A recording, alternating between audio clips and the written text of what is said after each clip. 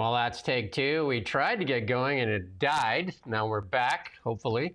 It's Jim Check with Now Media. Ian Burns, managing editor of the nation's capital. We were talking about the weather. Weather here, great. Sounds great there. Also in Ottawa. But the headlines this morning, Poilievre dares Carney to take his ideas. Liberals switch from climate crisis to climate competitiveness.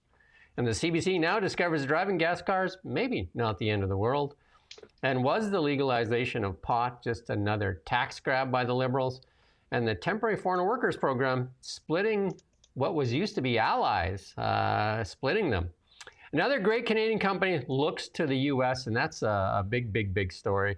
And more turmoil in the world and lots of it.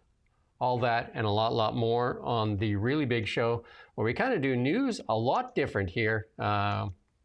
Definitely not with the government-funded slant. Ready to go, Mr. Burns?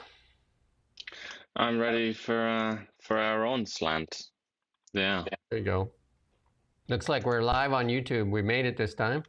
Parliament, just a few more sleeps, and they're going to get back in there. They might as well, they could probably rent that place out. It's a nice chamber there. It's only going to get about 73 days of work this year. I wonder, what does the janitorial staff do while they're out? I'm sure that they also get paid and vacuum empty rooms and things like that. I mean, it's quite interesting. This is quite a good picture of it. It really reveals the truth about this very, very strange room. Because obviously the room that they're actually meant to be in, the hall, is that's being fixed or something like that. It's being repaired. This isn't the actual real floor of the House of Commons. This is like a courtyard, and you can see if you look at the wall. Yeah, you look at the wall. It's an external wall. It's just like, it's not. I mean, I don't even know if it's actually a courtyard. I think it's just kind of like whatever you call that, where two buildings come together. It's so strange. But like, yeah, that's a good picture of it. As for the aversion to being there, our dear leaders, yeah, we've said a lot about that, haven't we? They don't particularly enjoy it. Maybe it is the architecture. Maybe they're not big fans of being in this kind of jerry-rigged, improvised hall. They want to go back to the big leagues. Or maybe they're just not fans of democracy, where you actually sit Parliament and discuss ideas. Yeah, perhaps. We got that's true. Pierre Poilievre pitching his ideas, and he's daring the Liberal government really to take them on. He's actually, because I mean, they are good ideas to get the housing thing going, because the Liberals pitch their ideas and actually housing starts have fallen. But let's listen in on a little bit of Pierre Poilievre's speech this morning, his live event. Mr. Carney has accomplished the impossible. It is a triple crisis, with prices too high for buyers to buy, too low for sellers to sell, and inadequate for builders to build. How can all those things be true? How is it that it's too high to buy but too low to build? Well, the answer is that most of the money is going to government. 30% of the cost of a new home in Ontario today is direct taxes. 50%, as much as 50%, is related to land use regulations. In Vancouver today, fully 60% of the cost of a new home is government. Taxes, charges, delays, fees, lawyers, accountants.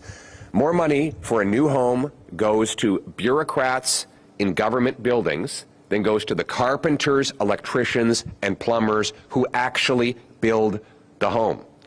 The governments keep talking about how they have these wonderful plans for home building. You know what they need to do? Only one thing. Get out of the way. Get out of the way. These men and women back here, they know how to build homes. They know how to frame a house, to swing a hammer, to lay a foundation, to prepare the land. They know how to build homes. We have great home builders who know how to build homes. Yeah, Greater Toronto area housing starts down 49%, City of Toronto down 65%, Vancouver down 5%, Kelowna down 36% here in Kelowna. We have Renee Merrifield on later today. She's a a home builder here, a developer here in the Kelowna area, so we'll definitely be talking about this. But pre-construction sales of new homes in GTA have similarly collapsed to historic lows, and the industry is hemorrhaging jobs. And it is quite the mess in Canada. That is, a lot of Canadian wealth is tied up in their homes, and the interest rate's still high as well. But he pitches his plan, and this is the plan that, let's contrast it to what the Liberal plan is. He's saying axe the federal sales tax on all new homes under $1.3 million. And compare that to the Liberal plan, it's axe the tax on first-time home buyers. But most first-time home buyers do not buy a new home because they can't wait for the construction. It's just not as safe to do that. Even the financing is tougher. The federal infrastructure dollars to home building municipalities must permanently list 15% more home building. And we've seen that here in Kelowna, where they don't really want to free up land. We've seen many, many stories we've done in Kelowna where they're actually trying to tighten land. They're trying to force people into longer or into multi-family units or high-rise condos. Cut building taxes by 50%. And this is what the Liberals promised to do in this last election, but refused to deliver. And this is one that, you know, Poilievre said he was going to pressure municipalities to cut DCCs as well. And this is the big one. This is the one that you and I talked about during the election. And I believe this is the rocket fuel. Axe the capital gains tax on reinvestments in new houses in Canada. And so if somebody sells something and they put the money back into building homes, they don't have to pay the capital gains tax. That would be huge, because a lot of people sitting on property in that they won't sell because they don't want to pay the capital gains tax. I do wonder, though. I mean, these have generally been recognized as quite good ideas, haven't they? Even by non-partisan figures, especially that last one that you've spoken about a lot as an accountant rather than in any kind of political way, as being quite shrewd. But I do wonder still, even if you've got this capital and you've got this investment that you can play with, like more coming in, is there really going to be an appetite to construct when prices look like they're starting to come down, or at best they're stagnant? And changes to immigration, combined with the fact that the Canadian population is naturally shrinking and dying out without immigration. I just wonder, if you're a money man and you want to know, and you're trying to find the best investment, would you do that, even with these incentives from a theoretical Poilievre government? I don't really know. And this is why I agree with you and also Pierre Poilievre in saying that this mess it's like many different layers of a mess, isn't it? It's a catastrophe. It's not just like one problem. It's sort of several all squashed together into this very, very ugly disaster, this mess that we're in. Well, I mean, it's over the past decade, they've layered in from the municipalities to the provincial to the federal, they've layered in more and more regulations, more step code, made it harder and harder to build. And then, like I said, like in Kelowna, for example, they have not freed up land. We remember doing that one story where there was that big parcel of land and the city didn't want to do it for single family homes. They said, oh no, people need to go into the downtown area, into the transportation corridors because of the climate change. We don't want single family homes. And this is where it gets tougher and tougher. Most people don't want to live in a 300 square foot home. It's hard to raise a family. You have 2 kids. How does a 300 square foot home sound to you? Where you can open your bed and then cook, and you can make cookies and shower and do everything in one room with 2 kids, and then add a dog or a cat to that. And I don't know how long that marriage would last.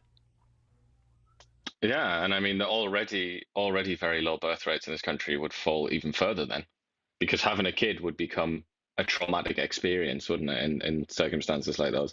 But I also find it interesting that the people, it's almost universal across Canada, the people who are saying what you just said, like, go and live in your little box downtown. Every one of them, by and large, I mean, the majority at least, live in nice, lovely single-family homes, don't they, with like 4 spare bedrooms. Like, this is a classic example of people that would never do something themselves, telling everyone else that that's great and that's what you should do. You should go and live in that little box, my friend. I really do think that they need to take a hard look at this, because Carney's plan, he said he's going to double housing, and now they're kind of couching it by saying we're going to double housing by 2030. But that's not what they said. They were going to double housing, and they're actually falling. The numbers are actually falling, and they need to do something to stimulate this economy. They need a dramatic rate cut here in September as well. They need to do at least a half point, 0.75. They need this economy is like not just sputtering anymore. It's like in free fall for many of the indicators. Do we have this clip here from Mark Carney here? We're going to play this clip because we're going to switch gears here. Now the Liberal government has switched from climate change destroying the world to climate competitiveness. Let's listen in on this. How is the federal government planning to change its climate change policies and targets for 2030 and 2035? Well, the focus, as we stressed on Friday, and we will be going in more detail in the coming weeks, our focus in this very rapidly changing global economy is on what we call climate competitiveness. So we see becoming low carbon in any industry as being a key driver of competitiveness. So let's take conventional oil and gas, offshore, and for example, offshore oil and gas, Bay du Nord as an example. That's one of the lowest carbon new oil fields, depending on how you develop it, but that's the intention, one of the lowest carbon conventional oil and gas opportunities, conventional energy, but oil and gas opportunities that this country has. So we look at that as a way of being competitive in conventional energy. At the same time, we look at the immense opportunity in hydro, again with Churchill. That doesn't just unlock $225 billion, and you know your numbers, Premier, $225 billion for Newfoundland and Labrador. It creates enormous clean power that's going to be one of the key factors for manufacturing going forward, for artificial intelligence, data centers going forward. It creates a host of new economic opportunities in Newfoundland and Labrador and Quebec across Canada. So that focus on what can we do in order to drive emissions down in a way that makes the country more competitive is crucial. Last point on it, and I can't stress this enough, our home building strategy, Build Canada Homes, and you'll be hearing more of that in the next few days, that's not just about doubling the number of homes we're building in this country by the end of the decade, or within the next decade. It's about creating a new industry that is lower carbon, that's more efficient, that homes themselves are more energy efficient by more than 20–25%. And all of that will get our emissions down and make us more competitive. So that's the focus of the government. The government is focused on results, making companies, businesses, industries more climate competitive. Thank you. Well, My question is, who's in this competition with us? Who do you think is competing with us? Because it ain't China. They're firing up more coal plants. It sure is not the Americans. And it ain't Russia, it ain't Brazil, it ain't most of the world. You could argue that the UK is in this competition, but they just did a deal with the Americans. You could argue that the Germans are in this, but they just bought LNG from the Americans. So who are we competing with? Is this a competition of fools, just us?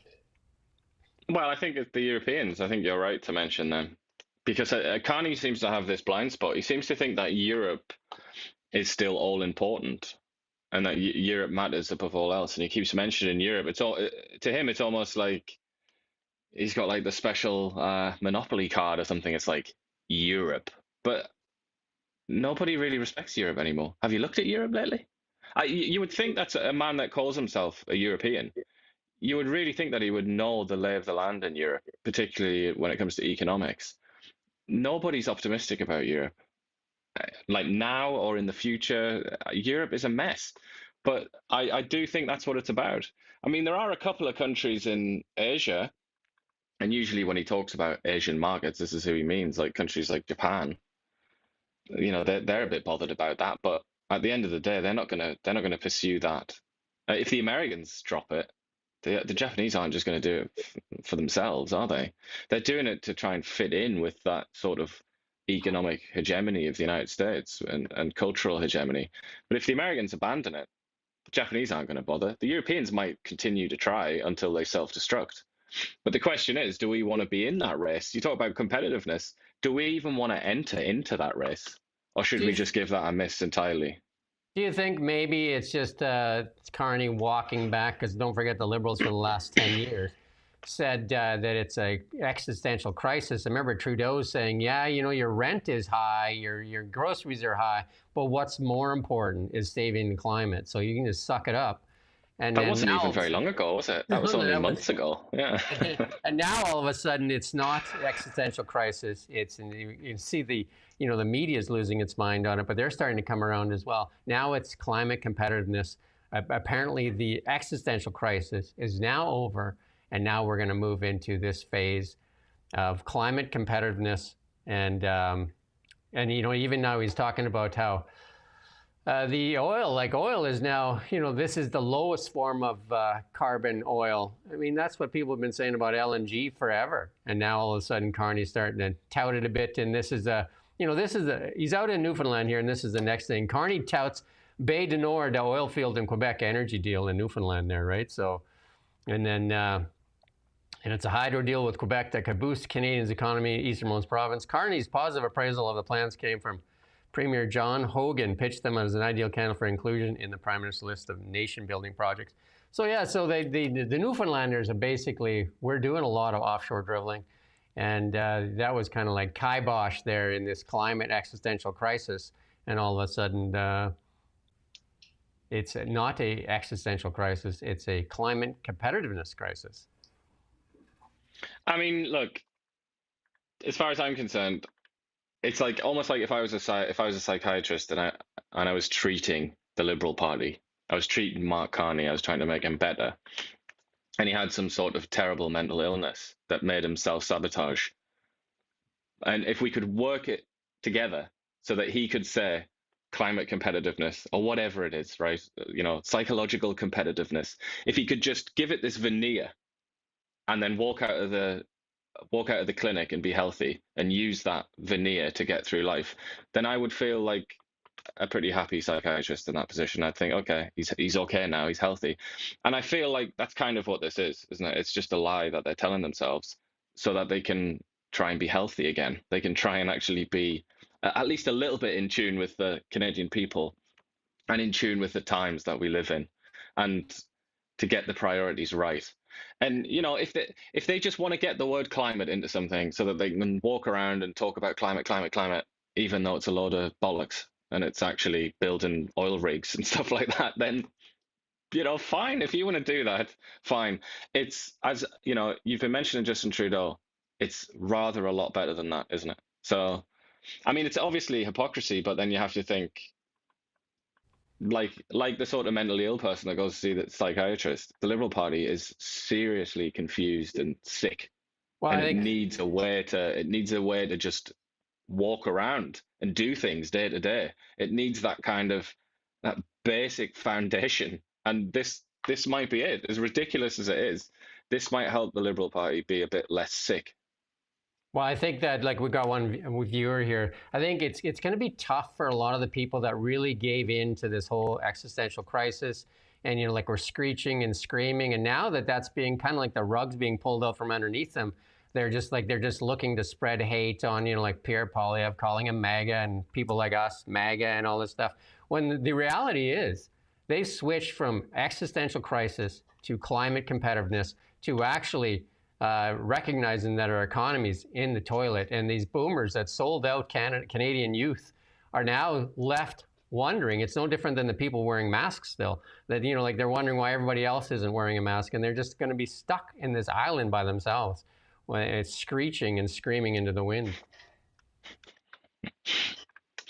Yeah, well, I mean, just in purely sort of in terms of reality and what's actually in the best interest of the Canadian people, I think we can look at this and say, whatever you want to say, whatever headline you want to give it, it's probably, it's better, isn't it? And it's an improvement.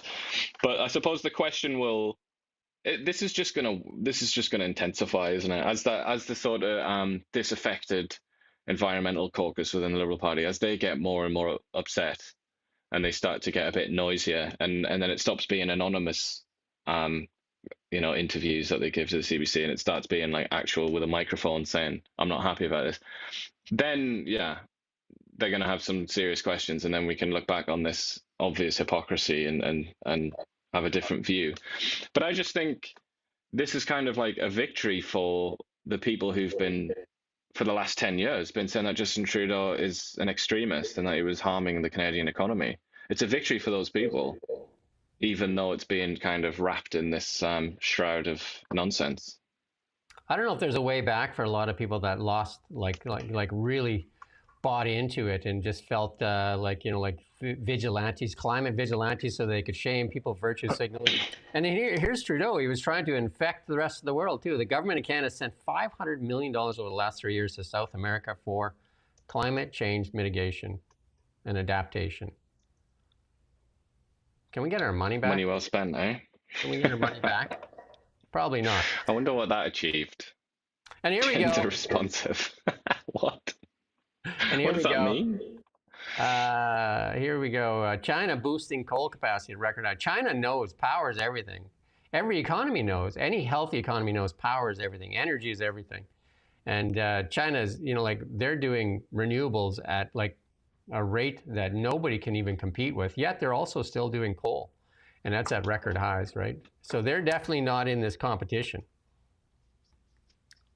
Well, the Chinese, I mean, one of the reasons they're using coal is because they're actually not in a very good position when it comes to energy overall. They actually have compared to Canada, compared to the US, that's their sort of Achilles heel, really. They don't have an abundance of energy that they can just tap into easily.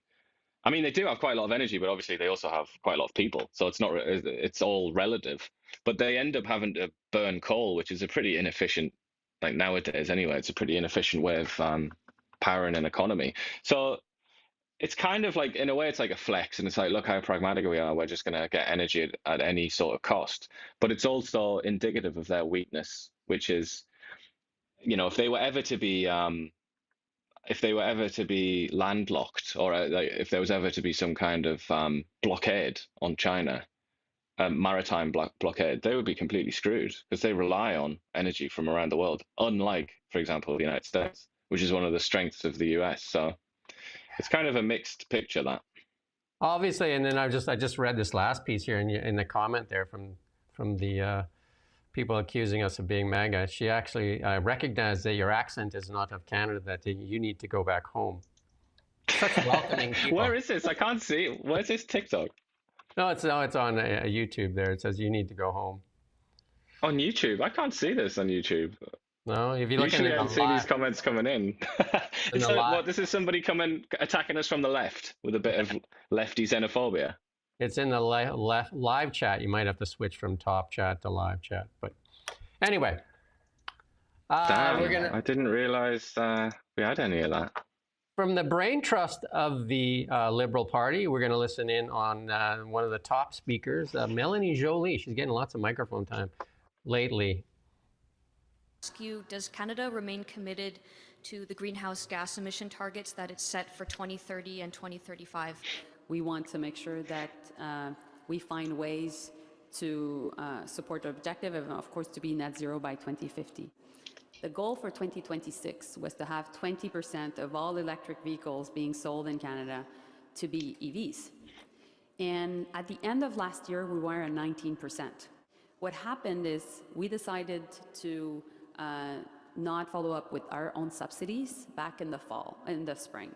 And by Canada having not offering subsidies, the percentage of electric vehicles being sold in Canada right now is at around 8%. We want to build more EVs in Canada because we know the world is going there. So rather than scrapping the entire EV mandates, rather doing like the Conservative wants us to do, which is to let go all our objectives to counter impacts of climate change, we need to make sure we're doing both.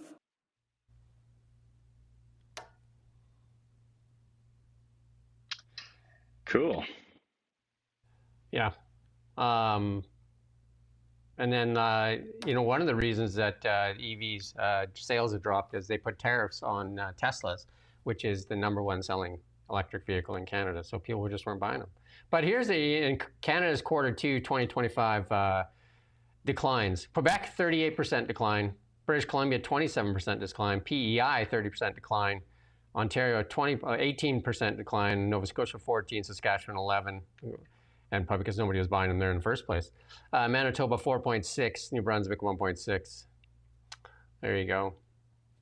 But here's the interesting thing is, in a strange coincidence there, right? CBC published an article this morning declaring that Mark Carney's controversial decision to pause EV sales mandates might not be that bad for climate. And that's interviewing a climate policy researcher. I thought before that it was an existential threat. If everybody wasn't driving an EV, that the world was going to light on fire and this would be the end of the world. All of a sudden, Mark Carney and the Liberals decide that they don't need an EV mandate right now. And here comes CBC to the defense. Isn't that amazing? It's brilliant, isn't it? Mark Carney just throws a milkshake on the floor, and then CBC come in with a mop, don't they? Right away. It's like, I'll get that for you, my lord. It's brilliant. And then just before anybody starts freaking out about the EV mandates, I drive a Tesla. I've been driving one for 2 years. I think one of the best vehicles ever made. But mandating people to drive them is absolutely ridiculous. And but it's interesting to watch them walk it back, though, right? And we've been saying on this show for, 6 months, and the EV mandate, or there'll be no auto sector to protect in Canada. And the CEOs said it. Everybody said it, except the Liberals, who are adamant that the EV mandate must stay. And it's still here in British Columbia, though. The EV mandate still continues here in BC. So we're waiting for David Eby to walk it back as well. But it's interesting there. If you see, I've excerpted part of that article where they say the Liberal government announced the delay to the EV mandate as part of measures to help sectors most affected by US President Donald Trump's tariffs. And it says including the auto sector. Yeah, obviously the auto sector is affected, but this EV mandate is completely independent of the Trump tariffs, as you've said, and it's yet another attempt by the CBC. They're not only cleaning up that milkshake, are they? But they're also they're just offering to carry Mark Carney's bags. They'll do anything, really. Anything you want, my lord. I will do it for you. Here's the biggest truth of all. The Americans ended the EV mandate. And so this would be a huge opportunity for Canada to stick with it, because nobody really wants to build EVs down in the United States other than Tesla. So this should be the opportunity of opportunities here in Canada.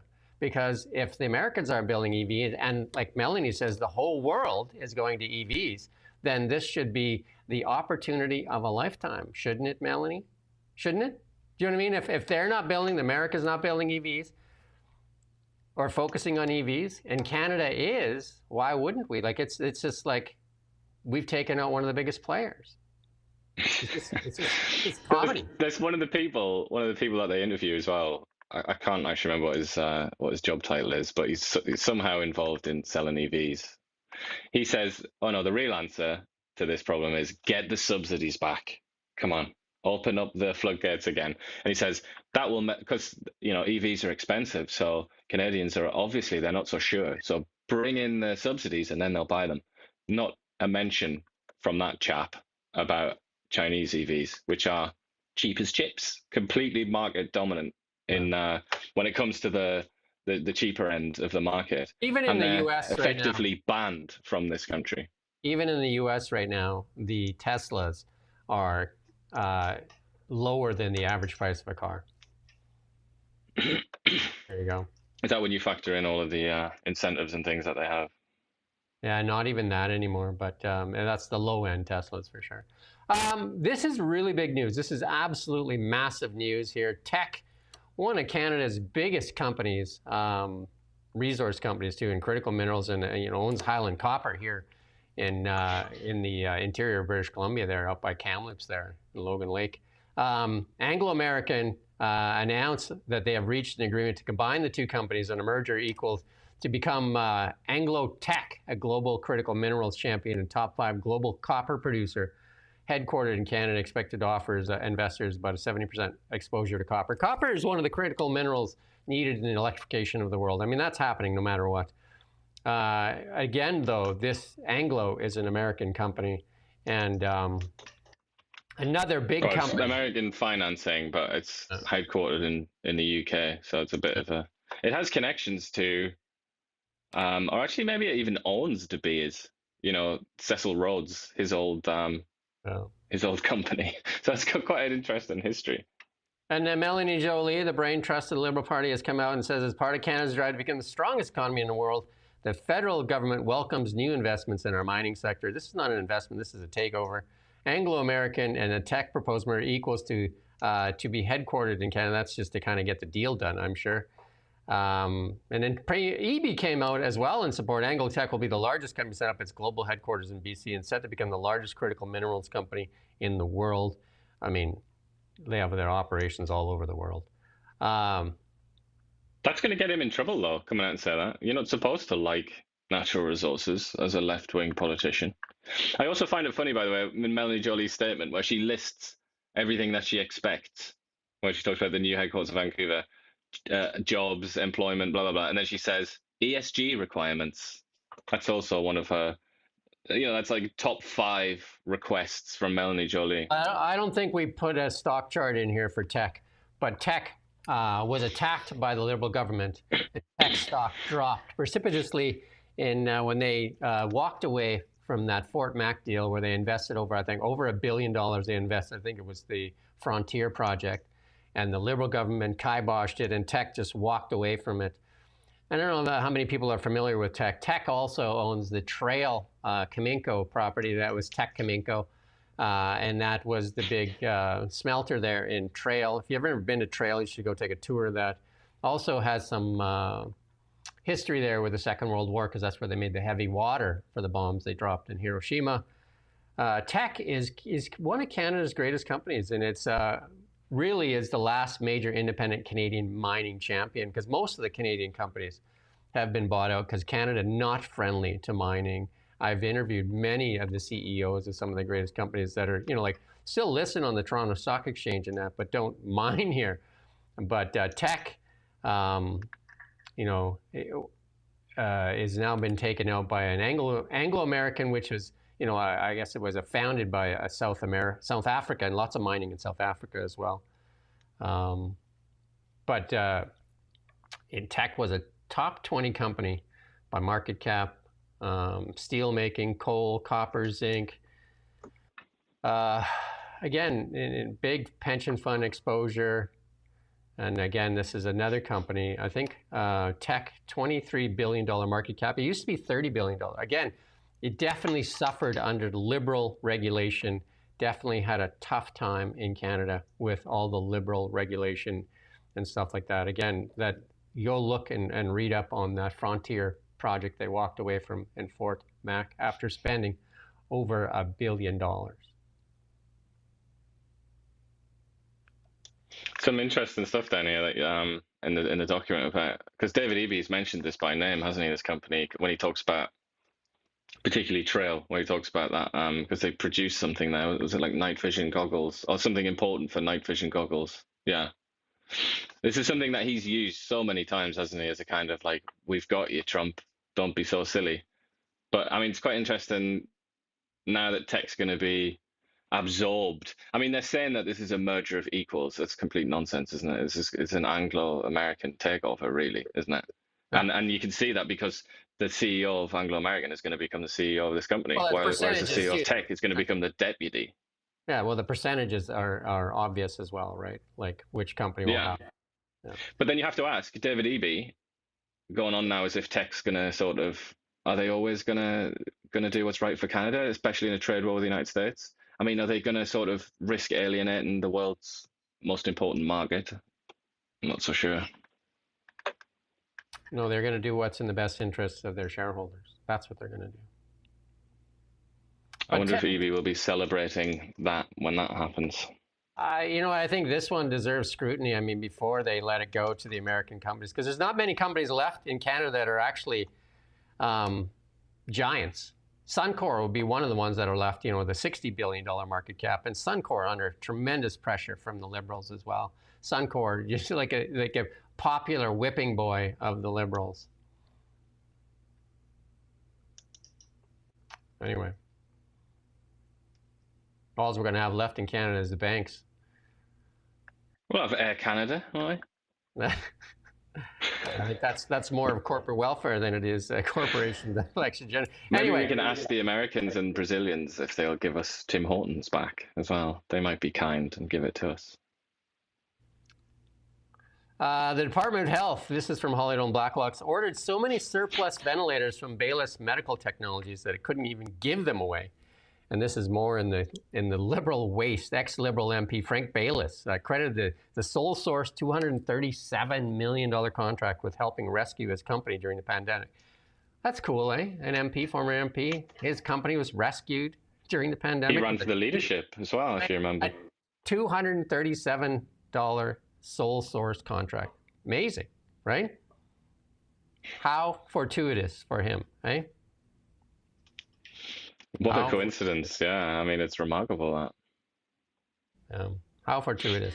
And then say no to drugs. Marijuana revenues plateau. You know, this is the federal revenue from marijuana taxes plateaued around $250 million a year. And that's the one thing Justin Trudeau can claim as the one thing he got accomplished. That was in July 1st, I believe, that pot was legalized in Canada, one of the first nations in the world to legalize pot. And if you have to look back on it, if you were a cynic, you would say they legalized it so they could get access to more taxation. And totally. I mean, that was they were open about that a lot of the time, weren't they? It's like a lot of it was about money and that cynical approach. Now they're putting out reports that it's actually leading to psychosis in many of our youth, and that federal only cannabis revenues $244 million in 2024, and that was the figure was 256 in 2020. And that was, like the year it was licensed. And all those people that went out and bought pot shops, remember that? That big kind of like pot bonanza. Everybody, there was a pot shop opening up almost every 5 feet. And then the municipalities started regulating that you can't have one within 3 because they were going to make nothing but money. Turns out, not so much, eh? Not so much. Well, they also thought, hilariously in retrospect, and many people pointed this out at the time, but they also thought that the black market and everything that it was estimated to be worth would translate into the white market or whatever the hell you call it, the legal market, whereas in reality the black market is going on strong, as many people said it would. Yeah, hundreds of marijuana dealers, at least 290, were delinquent in their taxes. A total of 34 insolvent corporations, including national distributors, filed for bankruptcy. And I invested in pot stocks as well, just because it was a play. I mean, everybody was talking about it, and I sold everything on before July 1st because you knew that the hype was over at that point. Like there was nothing else to do, and you knew that it would become an agricultural stock, which is doesn't do very well in Canada. And yeah, so all this hype, it was a lot of mining companies that converted into pot stocks at that time. Everybody was many of these things skyrocketed to extreme valuations. Like I'm talking extreme valuations. And then like I said, people were buying pot stores all over the place. And then again, reality. It's like all those yogurt shops that opened up when they started doing those yogurt shops. I think there was none in Kelowna, all of a sudden there was 20. And I think maybe there's 1 or 2 left now.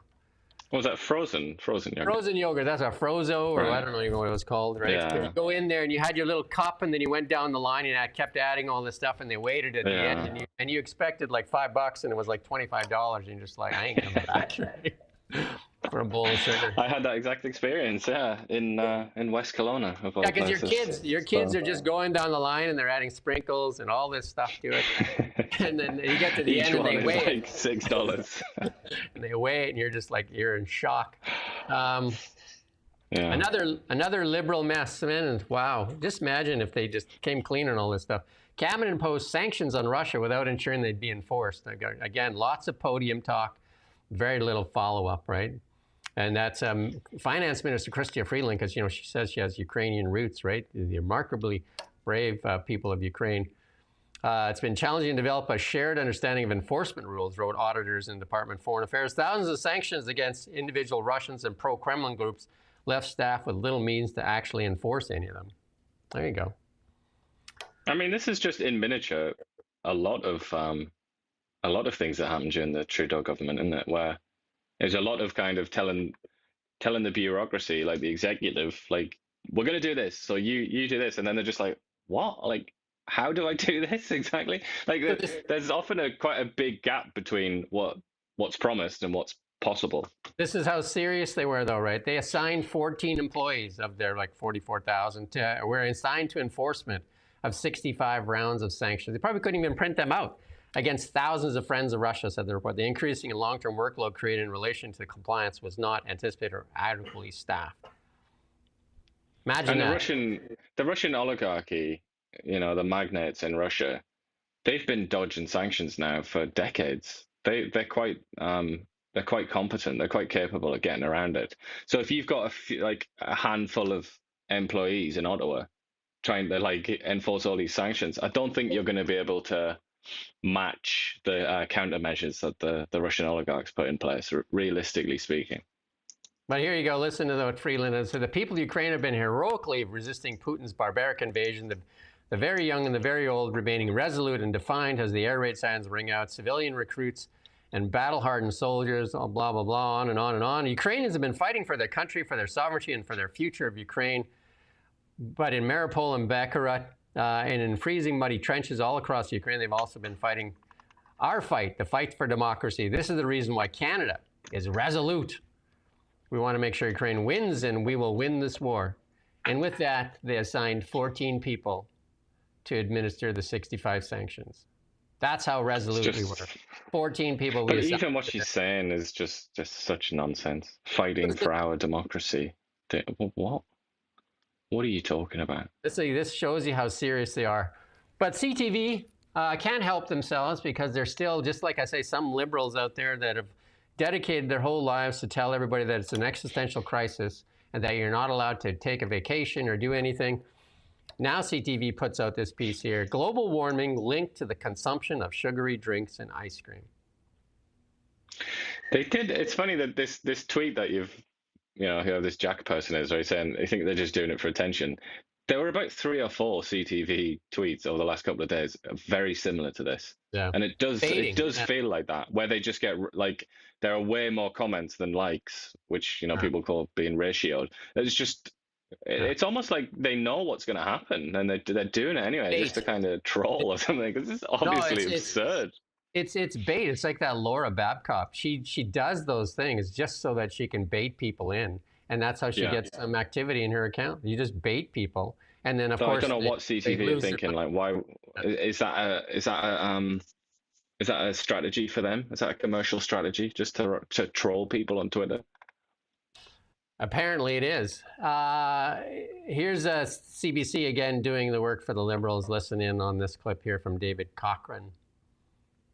And we have Rob Russo with us. So, Kate, there's been a lot of different analysis on the temporary foreign worker program, right? Pierre Poilievre wants to get rid of it because he says it's a big factor in high youth unemployment. Other economists say youth unemployment is just a leading indicator of overall economic slowdown. And if there's an immigration stream that's affecting young kids, it's international students more than temporary foreign workers. So what do you make of the decision to go after this for these reasons when there is some data that suggests it's different things actually causing this? Well, I think David spoke to the contrast that this can create between the Conservatives' plan for dealing with a sluggish economy and high unemployment. To your point, David, youth unemployment in some parts of the country is over 20%. This is a crisis, and so the Conservatives have come up with one proposal of several to look at addressing that. So this certainly creates some discomfort for the government in defending the status quo for primarily boomers or retirees that are comfortable. And then on the other side of that, young people or those trying to enter the workforce, which is obviously the coalition of voters that Poilievre is looking to appeal to. One other contrast that it creates for the Conservatives to take advantage of or for the Liberal government to try and defend is around organized labor. You had the Prime Minister initially respond to this proposal and say, well, I'm hearing directly from companies and corporations in Quebec that they need this program. If you're an organized labor leader in Canada, you're probably not thrilled with that message. You're not thrilled to hear that the Prime Minister might be prioritizing the needs of corporate Canada or corporate companies as opposed to that of workers. And so it's an opportunity for the Conservatives to, yes, see. Again, this is another example of the benefit of the few at the expense of the many. And there's, like the corporations definitely, like when Mark Carney said this is the second most important thing. When he talks to Canadians, the Canadians he's talking to is obviously corporations that benefit from cheap labor and labor that's easy to exploit. But also, like, this guy's upset here about Cochrane's line of questioning, saying that he's a government shill. But I mean, you can just turn his logic against him, surely, because if he's coming out and saying, actually, it's international students the real problem, okay, why don't we just ban student visas then? If that's the case, that's obviously what David Cochrane thinks is a good idea. But also, if 3 million people, that's how many non-permanent residents there were in Canada at the beginning of this year, if that's not having an effect on employment or unemployment, I mean, for one, I'm astonished by that. I'm stunned by that. But if you think that it has no effect, it's particularly the temporary foreign worker program, then what's the big fuss then? Just abolish it. Just get rid of it then. It's obviously unimportant, isn't it? I have an interview with the BC GEU here tomorrow, so that'll be interesting. That's their stance on it. We were going to play this clip, but we're going to play this clip later. Well, actually, we'll play this clip because here's Jazra Singh Hallan is playing, put together a little clip on the Liberals here. We're going to play it here. Mark Carney promised to be different. Instead, everything is worse.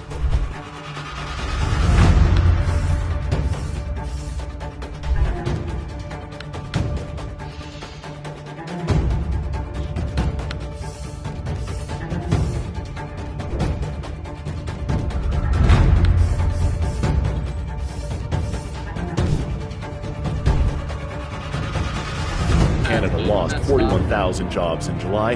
34,000 of those were between the ages of 15 to 24. The point of that is just to show that youth unemployment in some parts of Canada now over 20%. And obviously, I mean, just basic math says if you're having temporary foreign workers fill jobs at McDonald's and fast food joints, why can't Canadian youth do those jobs? Why are we paying people to come here and paying them $36 and $40 an hour when Canadian youth can't get a job? Yeah. Does it make sense? I mean, it's the stories that have come out usually from parents saying that they've been trying to get a job for their kid, trying to help their kid get a job. I mean, there's quite a lot of them out there now, and it's quite hard, especially when they're literally talking about places like McDonald's and things like fast food restaurants. We all know what's going on at fast food restaurants, don't we? For God's sake, at this point, we don't have to pretend like it's a mystery. So yeah, I mean, that's directly linked to immigration at large, I would say. But I mean, the temporary foreign worker program is one part of that. And it's starting to split. It used to be friends, they're actually colleagues, and now former BC NDP minister furious with EB over Premier's opposition to the temporary foreign worker scheme. See, so furious to see this. It happens all the time. Government underfunds services and points fingers at immigrants through flawed policies. Like this is the argument that was made yesterday. It says the government doesn't have enough services. How can they have enough services? Like if you let in like 3 million people and there's not enough housing, not enough healthcare, where were they supposed to get that from? Just where? Well, EB is even saying, like, in his original comments, he's saying we've got an immigration system that brings people in, and then they go straight to homeless shelters and they go straight to food banks. So yeah, in that scenario, you're adding people, so you're adding demand, but then you're not increasing supply because they're not employed, they don't pay taxes. I mean, obviously, in that situation, that's a bad deal. That's a bad deal for whoever the jurisdiction is there. I'd love to interview Katarina Chen. I think I'll reach out and see if she's doing an interview because, I mean, her answer is right there. It says it's pointing the finger at immigrants through flawed government policies that they're not ready for these immigrants. Well, how can they be ready? Like with what? Is it a magic thing? Just like did they close hospitals? Did they demolish houses or what? There is no, you can't add so much supply or demand to very little supply. Seems like common sense. This is the people who are who are in favour of open borders, immigration systems. They always fall back on this. And where do they go? They just pretend that demand doesn't exist. It's just not. It's just all about supply. It's just all about the government has to spend more. That's it. That's the only answer. And what is their trump card? This fuels bias and discrimination. That's where they go. We're also saying immigrants like me. So she's saying bias and discrimination, and she says immigrants like me. Number one, as far as I'm aware, I can't find anywhere that she was a temporary foreign worker. Don't think so. I think she came over as a student. It's not it's not the same thing. It's apples and oranges. But then she's saying bias and discrimination. Okay, a woman who's an immigrant and became one of the most powerful people in British Columbia. How have you been dealing with all this discrimination? It looks like you've been doing all right, to be honest. I mean, what a joke. And then just this, I just find that comment as well, immigrants like me. It's like, should I start saying that as well? Immigrants like me don't like immigrants like her. Like, what the hell are you doing? She's just trying to kind of recruit millions of people, which is like Canada's immigrant population, and say, we don't like this. It's like, no, you don't like this. You're one person. And then here again, Brian Lilly put this out. Tommy guns and Kamloops here looking. Tommy guns, our Kamloops has unemployment of 10% and youth unemployment of 51,000, and yet we're trying to recruit a foreign worker here for the job at Tommy guns. That's interesting, isn't it, to be a barber? Talking about the BCGEU, we have an interview scheduled tomorrow with Paul Finch, the president. But they're expanding their picket lines to 8 new cities, including Kamloops and Kelowna. And that's, they'll be picketing in Vancouver, PG, Surrey, Victoria, Kamloops, Nanaimo, Williams Lake, Cranbrook, Nelson, Fort St. John, and Smithers. And that's about 22 total sites and over 4,000 workers. The union's asking for a 2-year agreement that lifts wages for members at the lower end of the pay scale, introduces targeted occupational adjustments, incorporates bonuses in the base salaries to provide lasting improvements. It's also designed to help workers cope with the affordability crisis while strengthening the public service that British Columbians rely on. The average wage for public service workers make about 2.7 below the overall provincial weekly average wage. For example, they pay wildfire fighters, they top out at $56,000 a year. That seems low for a wildfire fighter. They're asking for 4% and 4.25% increases and have proposed fair and say they're fair and reasonable. That's from the president there. So the government's latest offer, just 1.5 for the first year and 2 in the second, falls short. There you go. We're going to have Paul in tomorrow, and I'm going to ask him the question: Is the temporary foreign workers have the governments abandoned the unions? We've seen that. The unions seem to be going with different parties now, as opposed to like the NDP used to be the party of unions. And I would even say the Liberals, but most of the unions have gone with conservative parties. Well, there's always a bit of friction, isn't there, between the union and whichever government is in power, because they're the ones that decide whether they get the pay rises that they demand or not. So I think that's what it is. But this is really a symptom. Like, this always pops up. This is a symptom of a sick economy, isn't it? Which is in turn the symptom of a sick society. When you get all these people going on strikes, this is happening in Europe as well. France, a very sick society right now. They're about to endure a massive strike. But it's just a sign that things are going wrong. Like, the train is off the tracks. And this is why it's not optional. It's not something, a luxury. It's not just something nice to have a growing economy. It's fundamentally essential. It's essential to everything else. If your economy doesn't grow, things like this are going to happen all the time, and everything will just fall apart. We're going to speed up a little bit here. BC teacher sentenced for sexual assault, but the lawyer says he doesn't really want him to go to jail because he doesn't like noise, and that would make jail intolerable. When you do crimes, there's a consequence. And can everybody say that? Well, I don't really want to go to jail. I have an aversion to steel bars. I don't like bad smells and loud noises. You can go on Kelowna now and read that story. Alberta bans sexual images in the school library books under the revised order, so they're kind of like changing that order. Now books that contain a written description of sex will be permitted. Who wants this anyway? Images of sex will be forbidden. Okay. Ottawa man sentenced to 10 years in neo-Nazi terrorist propaganda trial. So a man from Ottawa has been sentenced to 10 years in prison for promoting propaganda against the Jewish people for an extremist group. Patrick Gordon McDonald is also convicted of facilitating terrorist activities. It's a big sentence, isn't it? That's the I mean, people do this kind of thing all the time.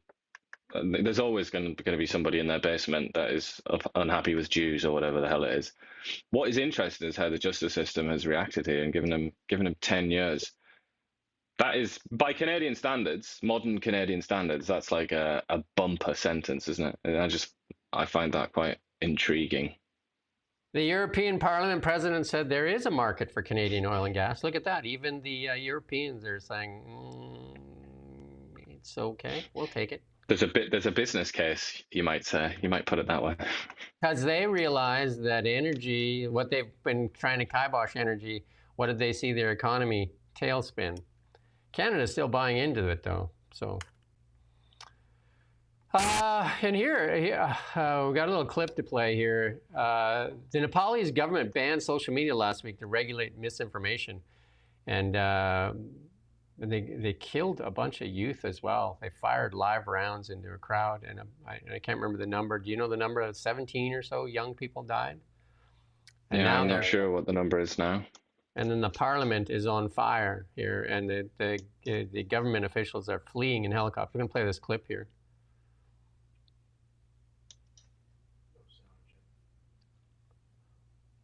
There you go. You get the idea. And then I think the hammer and sickle came down as well. I think that country is in a full uprising. Well, one of the main things that they're upset about is nepotism, which I find quite interesting. Because nepotism and cronyism, like a sealed off economy where you can't get access unless you know someone, unless you're somebody's kid or something like that. That is like toxic, isn't it, to any society? And obviously this is what's happened. And I suppose to try and bring it into the Canadian context there, a very small sort of imitation of this, you could say, is the foreign worker program, which is looked upon as kind of sealing off economic opportunities and making it more about like who you know and who you are rather than an open economy. But yeah, like I say, a much smaller. Yeah, the government said they banned social media because of Chinese influence, but the young people weren't buying it. So that, like, we also have stuff here in Canada where they're trying to regulate the internet as well. It's a tough thing to do these days. Very. This is in the stranger world. There was actually GoFundMe set up for the accused in the stabbing of the young Ukrainian girl on the train. And then GoFundMe started pulling those accounts down. It's amazing. Like the Democrats, like the liberal media is actually, losing its mind, and like not like there's a say her name campaign going on the internet here. And I'm not going to spend too much time on here because we don't have a lot of time. But Zorhan, we'll go to the next one. Zorhan Madani there, the guy running the communist, self-declared, I think, said he will reduce the jail population and ensure New York City courts release suspects faster. Just what we need in this day and age is people released that have committed crimes into the public. And then BBC putting out... It's remarkable, isn't it? I tell you what, it's astonishing that those ideas can survive. Because this is just the latest one, isn't it? There have been so many cases where somebody that's been arrested like dozens of times has gone out and committed a horrible crime. So this I can't believe that this idea survives. It's kind of... It's quite interesting at this point, isn't it? It's fascinating. What makes this horrific, and it's an international story now, BBC covering it, fatal stabbing Ukrainian refugee in North Carolina. I thought we were supposed to protect the Ukrainian people at all costs. Ignites crime debate. What debate? This girl was minding her own business, absolutely minding her own business. Like she wasn't doing anything, she was just on her phone. And then apparently there's some out there, they're saying that the guy walked around and said, I won't even get into it. There's a lot of out there. You want to go find it. You can find all the allegations out there, right? So CTV video shows fatal stabbing. Like it's absolutely. I can't watch it again. I did watch it, and then he's walking around with a knife, dripping blood everywhere, and then he takes off his shirt because it's soaked in blood too, and absolutely horrific. That could be anybody's. That could be anybody's kid. And here's whatever his name, Zorhan, telling you that we need to open the jails up and let the people out. It's just like, it's almost like they're trying to destroy society. It could be anybody. It could be anybody, sort of, but it couldn't be somebody like in the American elite, obviously, because they don't touch public transport. They're disgusted by it, and they know that things like this might happen.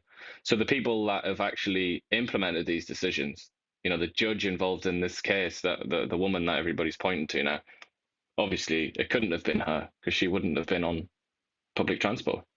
Well, in France, lots of stuff going on in France too. This is the French government collapses again, and now they're demanding an impeachment of Macron. And like you said, Macron's almost like royalty there. The entire country will be brought to a standstill in 2 days' time, they say. And is this the third? Isn't this the third prime minister that's in what, a year, or what is this? What's the time frame for this changing government here? Yeah, I think that's right. Third in 18 months or something. I can't remember exactly, but it was Michel Barnier was the previous one, wasn't it? And now they're going to get another one. And then I can't remember, there was another chap who was there for a bit longer. Yeah, it's been, French politics is just absolutely mad now. Usually I'm kind of aware of what's going on, but it's just so crazy lately. How does Macron survive this? It's interesting. Well, he can't really be gotten rid of. I mean, it was very hard to do that anyway, I think, to get rid of a French president. Like, the French presidency is a mighty institution. It's a glorious, sort of extremely powerful, dignified, supposed to be dignified anyway, institution. So it's hard to just like turf them. It's not like Britain where you can just get rid of a prime minister in like 24 hours or something like that. It's kind of hard to do. But I mean, the pressure is, what they're trying to do is put pressure on him to get him to resign, to voluntarily go. And what they're saying is, we're not gonna have any government. We're not gonna create any government. We're not gonna allow it to happen unless you bugger off and resign. Yeah, well, he's spilled the milkshake a few times, Macron, and maybe it's time for Macron to go. Breaking: Israel carried out strikes in targeting the Hamas leadership. That was in Qatar, apparently, with ceasefire talks. They're going to play this clip here from Fox. This is significant. Moments ago, the Israeli military saying that it conducted a strike against senior Hamas leadership. Multiple explosions reported, not in Gaza, but in the capital city of Doha in Qatar. In Tel Aviv, Greg Palcott's watching that story. And Greg, it's early. What have you learned from there? Hello. We just got to get through some of this stuff here. But explosions in Doha apparently took out the leadership of Hamas there. Said that it targeted them. Here and now that apparently they survived. But there'll be a lot to come out yet. But the latest indication is that they actually survived. So, but we'll see. We shall. This is another really, that's three reallys, a big story. MDA loses that $1.8 billion contract with EchoStar. And you know why? SpaceX bought EchoStar. Okay. So SpaceX bought EchoStar, and that gives Elon Musk basically the ability now to basically use his Starlink satellite system and the cellular system to create, his own kind of cellular network where he doesn't need T-Mobile or Rogers or anybody like that. And that's a big deal. And look at this. This is one of Canada's great tech companies as well, losing out. And you're going to pull up the stock chart here for MDA Space Limited. And you can see the participants fall there, like you can see right at the end, the right there, falling into the low 30s there, just falling off of a cliff there. And then that's SpaceX acquiring the wireless spectrum from EchoStar for $17 billion. And that includes the AWS-4 and H-Block licenses for satellite and mobile communications. SpaceX will pay $8.5 billion in cash, $8.5 billion in stock. And SpaceX is not a publicly traded company. And they will also cover $2 billion of EchoStar's debt. And that's a huge move by Starlink, absolutely huge. And then this is the company that Canadian Doug Ford has shunned. Again, this guy in the picture there, has a Canadian mother and a Canadian passport. But and was apparently, educated in part in Canada as well, wasn't he? and he lived in Saskatchewan. Kingston, I think. Saskatchewan. He lived in Saskatchewan. Yeah, I think he went to Kingston or something. I think so. Queen's University, isn't it, in Kingston? I think so. I can't remember for sure. And then he went to University of Pennsylvania. But according to some liberals, he's a Nazi. You know, I mean, it does just look astonishing, doesn't it? I'm thinking, you mentioned Doug Ford. I'm just remembering Chrystia Freeland, some of the things that she came out and said. It's just so unprofessional, primarily, isn't it? It's it hurts kind of Canada. It hurts very Canada. cheap. Absolutely hurts Canada. Just their virtue signaling and rhetoric actually hurts Canada. Because this guy might be actually favorable to Canada, and we could use some favor right now. But you could argue, and they probably would argue, it might hurt Canada, but it helped the Liberal Party. Because there was a fury directed towards Elon Musk for his association with Donald Trump, wasn't there? And they were cashing in on that, and they could say, well, we won the election, so it was worth it. And also, I watched this announcement too. Tesla just unveiled the Mega Block. It's a new medium voltage energy storage solution. It's huge. You can go watch it yourself. The Mega Block, it connects Mega Packs. Mega Pack, like he loves the names, the Mega Packs, the Mega Blocks. And also, it said that he's going to start building transformers. So he's building these systems. There's a system in one of the Hawaiian Islands that's all Tesla. All with solar energy, all on battery. Solar and battery running their whole grid. It works. So there you go. But it can't, apparently, I'd like to see Canada even compete with Tesla. If we block Tesla, Tesla could actually be the one that leads the climate revolution. But we've got this here is, I don't know if we're going to play this clip. Well, maybe we'll play a little bit of this to close it out here. This is, again, these people are praying on the side of the road there, and then this guy that goes at them, and then it's kind of clownish what happens to his behavior here. We'll play this little clip. Do it, Maga, do it! Do it, pussy! Come on! This is amazing. Crazy leftist. This is a great scene. You got people praying here.